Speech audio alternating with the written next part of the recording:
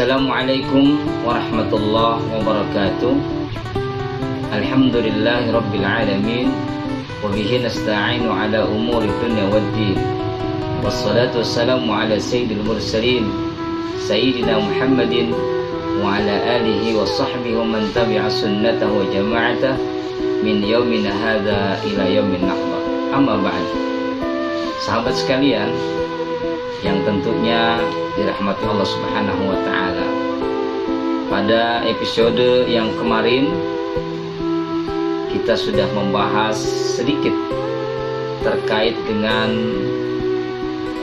bahwa ibadah puasa bisa membentuk karakter seseorang itu menjadi penyabar. Dalam dimensi kesabaran kita harus melalui beberapa kriteria menjadi orang yang sabar. Orang yang sabar senantiasa sabar dalam menjalankan ketaatannya kepada Allah Subhanahu wa taala. Kemudian yang kedua, orang yang sabar senantiasa selalu sabar untuk menjauhi dari perkara-perkara yang bisa mendatangkan kemaksiatan. Ini ada kelanjutannya, saudara, bahwa kesabaran untuk menjauhi perbuatan maksiat memang sangat luar biasa tantangannya, karena ini memang tidak semudah kita jalankan, tidak semudah yang kita bayangkan untuk mengamalkan sabar dalam menjauhi perbuatan kemaksiatan.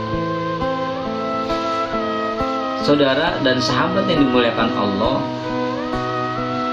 ada sedikit kisah di mana Nabi Yusuf alaihissalam adalah salah satu sosok teladan kita yang perlu kita jadikan sebagai pembelajaran ketika beliau menghadapi situasi yang sangat sulit, situasi yang tentunya ini akan menentukan bahwasanya beliau adalah betul-betul seorang nabi yang maksum, tetapi keadaan yang menjadikan dirinya ini mempertaruhkan kehormatan sebagai seorang nabi ini dapat dilalui dengan luar biasa. Ini perlu kita jadikan sebagai contoh buat kita semua, di mana beliau selalu berada pada jalan yang benar. Saudara, dalam surah Yusuf Allah Subhanahu wa taala berfirman di dalam ayat 53. Ini sebagai bagian daripada kisah Nabi Yusuf menghadapi Siti Zulaikha saat itu. Apa kata Allah? A'udzubillahi minasyaitonirrajim. Wa ma ubarri'u nafsi innan nafsa la'ammaratun bisu illa ma rahima rabbi inna rabbi ghafurur rahim. Sahabat sekalian, kata Allah dalam menceritakan kisah Nabi Yusuf dengan Siti Zulaikha bahwa sesungguhnya wa ma ubarri'u nafsi, tidaklah saya terbebas dari nafsu yang selalu terbelenggu pada dirinya untuk melakukan kesalahan. Tidak terbebas dari untuk perbuatan itu. Ketika itu Siti Zulaikha menanggapi penolakan Nabi Yusuf, karena Nabi Yusuf sendiri sudah menganggap bahwasanya beliau adalah ibunya sendiri, menganggap ibu angkatnya sendiri, tentunya sebagai anak memiliki adab, memiliki perangai dan perilaku yang memang sudah diajarkan dalam ajaran beliau. Dan tentunya saudara, karena nafsu yang selalu terkungkung dalam dirinya bahwa inna nafsal ammaratun bisu, sesungguhnya nafsu selalu menyeru untuk melakukan perbuatan-perbuatan yang inheren kepada keburukan, kecuali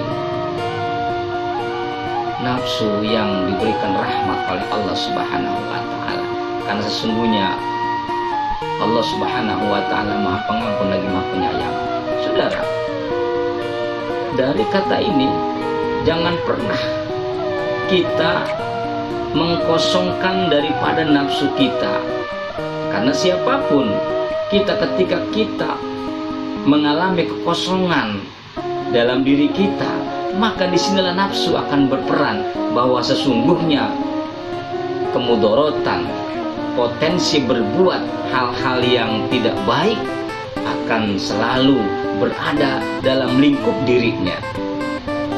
Oleh karena itu saudara, kemudorotan yang bersumber dari nafsu inilah akan menjadi pertanda bahwa kita tidak bisa menjadi seorang penyabar dalam menjauhi perbuatan kemaksiatan. Di bulan Ramadan ini saudara, betapa Allah Subhanahu wa ta'ala memberikan kita kesempatan untuk kesekian kalinya untuk bisa memanage nafsu kita, mengalihkan atau mengendalikan nafsu kita agar bisa menghindari dari perkara-perkara yang mendatangkan kemaksiatan. Panca indera kita yang Allah berikan pada diri kita adalah kata kunci. Ayo kita ajak puasa panca indera yang ada di dalam diri kita ini. Pandangan kita, pendengaran kita, lisan kita, hati kita, tangan dan kaki kita. Mari kita ajak berpuasa. Karena sesungguhnya orang yang bisa mengendalikan hawa nafsunya, subhanallah tabarakallah, akan mendapatkan kemuliaan di sisi Allah yang tak terkira. Wa nahan nafsa 'anil hawa fa inna jannata hiyal ma'wa. Siapa saja yang bisa mengendalikan daripada nafsunya, hanya kemuliaan yang ia dapat, surga yang akan didapatkan daripada dirinya yang telah bisa mengendalikan nafsunya. Mudah-mudahan ada manfaatnya, dan tentunya kita mohon kepada Allah, kiranya Allah Subhanahu wa ta'ala memberikan kekuatan kepada kita untuk menjadi orang yang sabar dalam menjauhi perbuatan yang bernilai maksiat. Mohon maaf lahir dan batin. Wallahu muwaffiq ila aqwamit thoriq. Assalamualaikum warahmatullahi wabarakatuh.